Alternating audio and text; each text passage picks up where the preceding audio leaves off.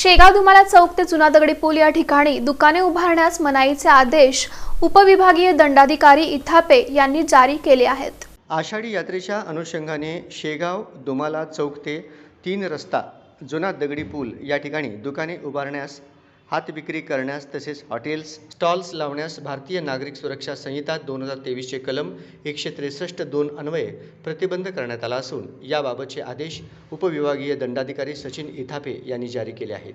आषाढी एकादशी सोहळा 25 जुलै 2026 रोजी होणार असून यात्रा कालावधी 15 ते 29 जुलै 2026 असा आहे। या सोहळ्याच्या कालावधीत लाखो भाविक श्री विठ्ठल रुक्मिणीच्या दर्शनासाठी व चंद्रभागा स्नानासाठी पंढरपूरला येतात। आषाढी एकादशीला येणारे भाविक चंद्रभागा नदी पात्रालगतच असणाऱ्या शेगाव दुमाला येथील भक्तिसागर येथे वास्तव्यास असतात। त्यामुळे शेगाव दुमाला चौक ते 3 रस्ता या परिसरात भाविकांची मोठ्या प्रमाणात गर्दी असते।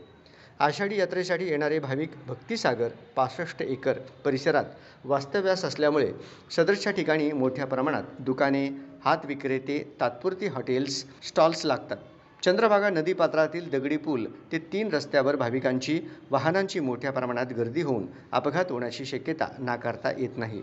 त्यामुळे शेगाव दुमाला ते 3 रस्ता या परिसरात मोठ्या प्रमाणात गर्दी होऊन चेंगराचेंगरीसारखी घडू नये यासाठी शेगाव दुमाला रस्ता ते 3 रस्ता जुना दगडी पूल या ठिकाणी दुकाने उभारण्यास, हात विक्री करण्यास तसेच हॉटेल्स स्टॉल्स लावण्यास मनाई करण्यात आली आहे।